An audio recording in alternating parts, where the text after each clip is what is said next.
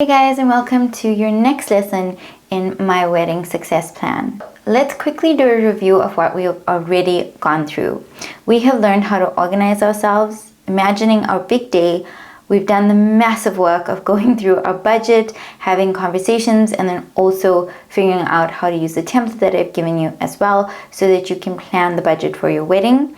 And today we're looking at the date and time, a wedding insurance, and counseling if we need it. Okay, so a couple of aspects that we're going to go through when we're discussing the date and time is social norms. The most common time to have a wedding is in the summer or in the warmer months. So that can be different depending on which hemisphere you live in, but essentially the warmer seasons are usually more expensive. And then we're going to talk about flexibility and how if you're flexible, you can actually end up saving money. And lastly, we're going to look at date ranges. So I'm going to go through the different seasons with you, but whenever I talk about a date and time for your wedding, it's not a specific day and a specific time.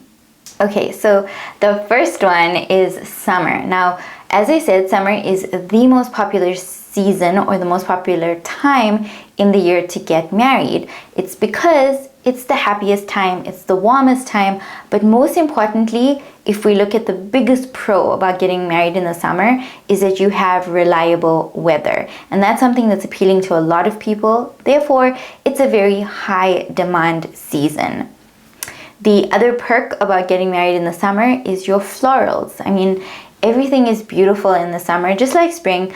Everything is beautiful and you have a beautiful backdrop for your photos and for your guests, especially if you're having an outside wedding. This is a huge perk.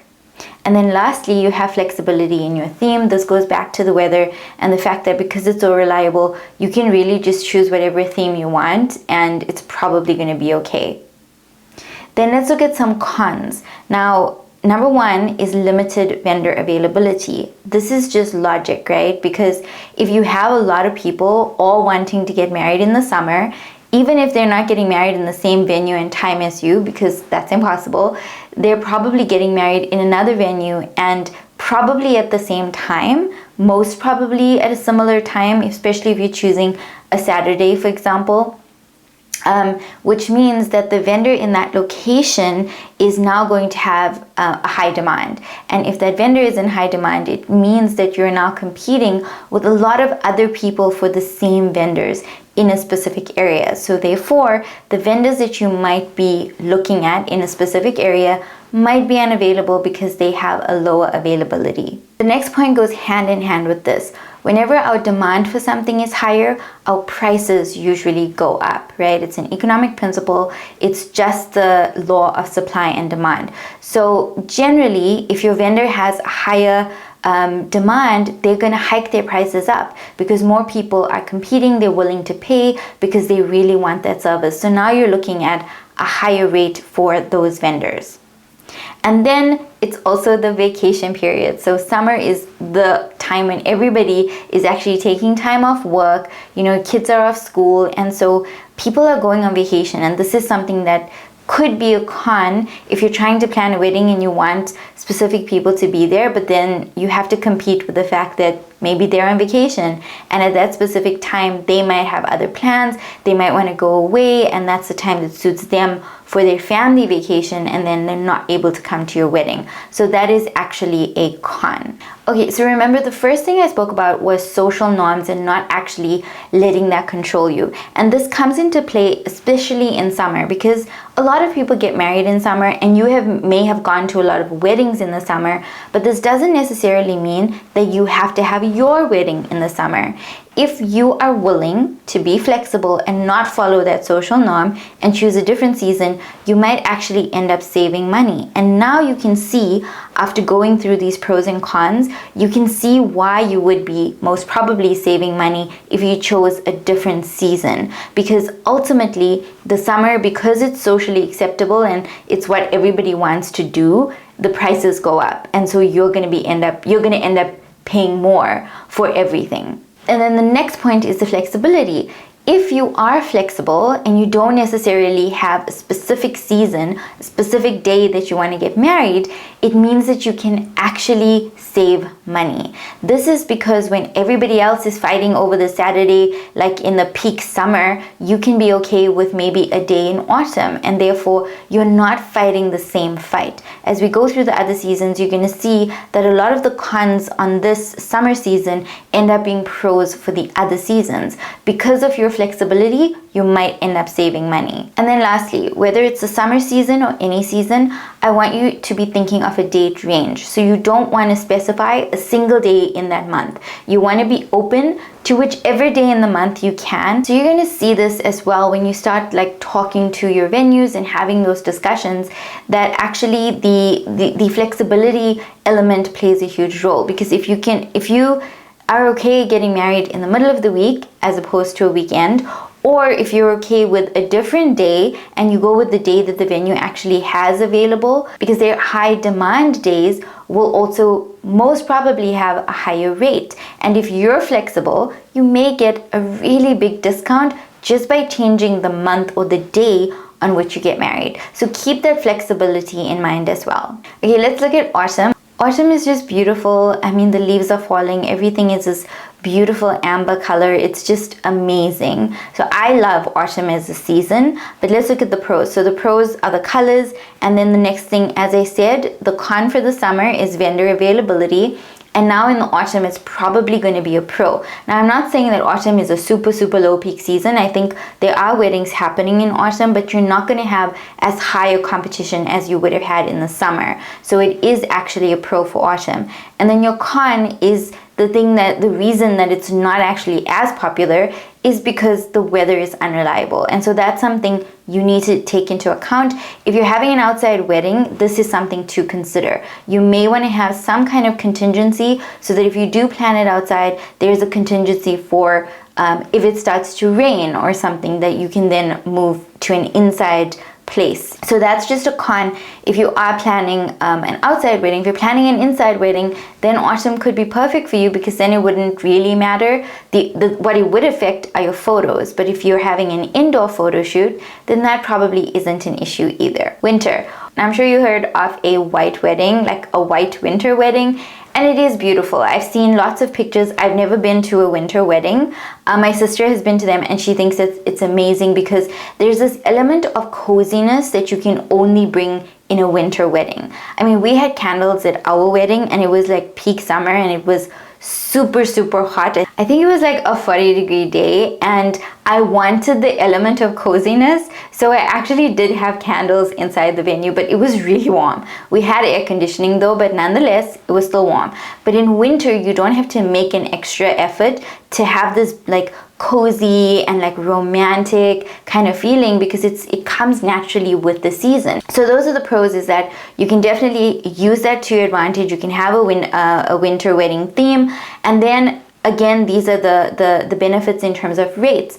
All your vendors are going to be cheaper, and most probably your venue is going to be cheaper as well, because this is called low season. It's not your peak season. That means you can benefit from a huge reduction in the cost. So what are the cons? The cons are that your guests might hesitate and their travel conditions might be unstable. So in the winter season, your guests might think, we don't really want to travel. It's snowing, there's bad weather, especially if it's a long distance to where you're getting married, or if your guests are flying in, then they may have hesitancy because of the travel concern. So maybe they think that, there's a greater possibility of them getting snowed in somewhere, and then maybe their flight doesn't leave, or they're stuck in transit somewhere because of poor weather conditions, or it's just so much more inconvenient because in winter, everything is more inconvenient, especially if you live in a country where you do have snowstorms and there's ice. Just driving to the airport can be much more inconvenient because it's much more dangerous. You have the weather to contend with, not just normal traffic. So it adds those elements to it, and that's something you should keep in mind. Okay, so let's look at spring. Spring is a lovely season. All of your flowers and nature and everything comes alive, and actually people come alive, because usually winter is kind of like a depressing season where people start to get a bit lower, and it is darker, it is like hibernation almost. And in spring everything comes to life, and I find most often people come to life as well. So that is the season that you can work with. And then you have blooming, everything is in bloom. So that's a pro, right? Nature is your most amazing backdrop in the spring. So the flowers and nature is alive, and then your guests are positive. Those are your pros. Your con, again, is that spring also comes with a lot of rain. Unfortunately, that is a con. You'll have to then cater for if you're getting married outside. So if it rains, are you prepared for that situation? Are you willing to take that risk? Can you then have a contingency plan if that happens? And if so, then you can definitely look at spring as your season. Okay, let's go through some important factors in terms of choosing the date and time for your wedding. Number one is your venue availability. We've already covered this. June, July, August, usually those are the months that are the summer season, and so you're going to have a lot more demand in those months, and in those months you're going to have a lot less chances. So if you go to a venue and you say to them, is this date available, or what do you have available in these months, chances are they're not going to have as many things, as many days available as compared to the other seasons. The second thing is rates. We've discussed this. The higher the demand, the higher the rates. So the seasons in demand are going to have higher rates, not just for the venue, but also for your vendors. Then calendars, okay? So this is important. You need to make sure that if you're looking at a date, a specific day in a month, or even a range, make sure that you check not just your own calendar. I'm assuming that's obvious, you need to be free, but you also need to check your VIPs. Now, VIPs are the people that you 100% must have at your wedding. Perhaps it's your parents, it's your immediate family, it could be your closest friends, it could be also your retinue, right? Because whoever you decide to be a part of your bridal party has to be at your wedding. So you've got to check with them if those days are okay with them, if you want them to be at your wedding. Of course, if it's not really important for those people to be there, you don't have to check with them. You just have to get your date, and then if they can come, it's fine. You need to make sure that your VIPs can actually be there. Okay, weather. So we've touched on weather already and travel conditions, but the thing to think about is when you're actually choosing the time. If you have that range that you can choose, just go ahead and do some research. Just go into Google, especially if you know the place that you're getting married in is prone to blizzards and storms, and if you're getting married in a time of year like winter where it's a lot more common, or it's possible that at that time there may be a storm. These are things you need to just check and make sure that the time and the day that you're choosing to get married, that there aren't going to be extraordinary natural circumstances that may affect your wedding in terms of the weather. Are there going to be blizzards? Because this will affect travel. You know, I may not be able to get there. My vendors may not be able to get there, my immediate family may not be able to get there. So you have to think about it on that scale. Make sure you do your research, and then you can book your day and your time. And next, national holidays. Again, just be aware. Be aware of any national holidays that may fall along this time.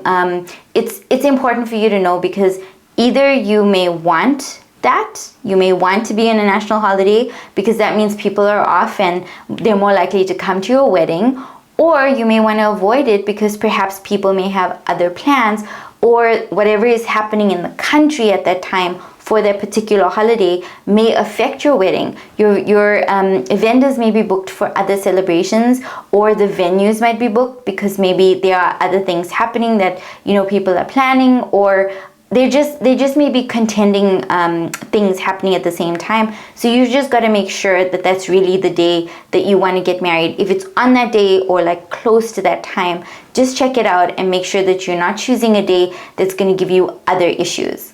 So let's move on to wedding insurance. Wedding insurance is something that is extremely important.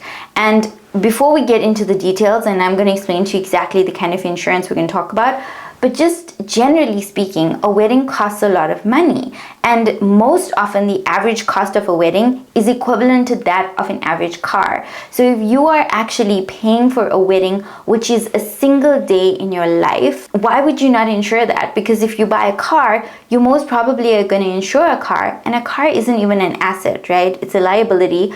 but you would insure it nonetheless because it gets you around, and you need insurance, especially if you have an accident or you hit somebody else, you have third-party cover, etc. Your wedding day is actually an asset. It's something that it may not be a tangible asset that you increases in value over time that you can sell, but it's important to you. It's something that you are going to benefit from in the future. You're going to look at the pictures and the videos, you're going to have your memories, you're going to show things to your kids one day. And so for you, this is something you're willing to invest money in because it brings you some kind of value. But if something happens on the day and you're not able to have your wedding, for example, if you get sick, if you're in an accident, if something happens to your vendors or your venue, what do? You just lose out on everything that you've paid for?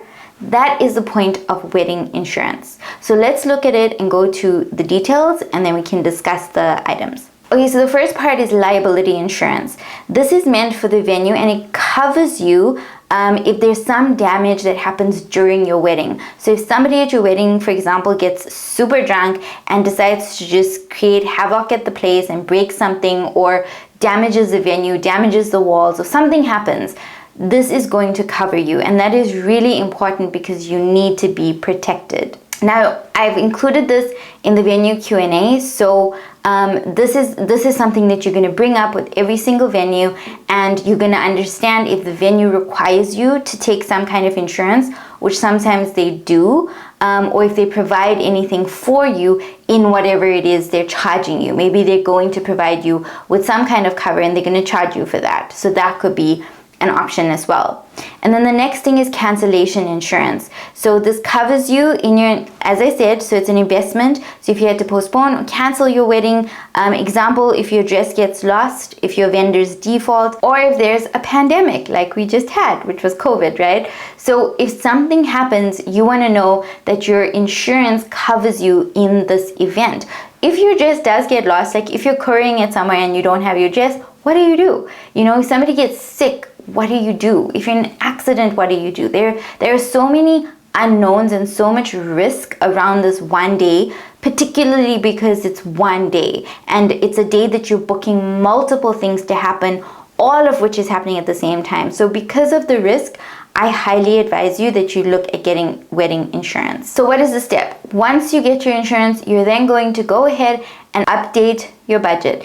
It is really important for you to consistently update your budget every time you get a vendor or you make a payment or you know what something is going to cost you. So you're going to go to your budget, put down your wedding insurance, and then put down the actual cost or the quote cost, whatever it is, but make sure that you put this into your budget. Okay, so the next thing is counseling. Now you may be thinking, why do you need counseling before you're actually getting married? But it's really important. So let's learn why. Premarital counseling. So why do we talk about premarital counseling? Now, premarital counseling is essentially something that you're going to do to enable you to have a successful marriage. Now, I don't believe that one course before getting married is enough to help you sustain a healthy marriage. It's actually consistent work. Like, that's just marriage, okay? I'm not here to scare you, but that's the truth and the reality of marriage, is that it takes consistent work, consistent dedication, because you're going into a union with another person, and you're two different people, and you have to make that work. And as you grow, you learn more about each other every day, and it takes work, it takes self-sacrifice every single day to meet this person in the middle and figure out how to have a life together, figure out how to resolve conflict, how to communicate, how to live, how to agree on things that you disagree with. So there are a lot of things that's happening. And so this is a consistent thing that's done throughout your marriage, and you need to work on it in your marriage.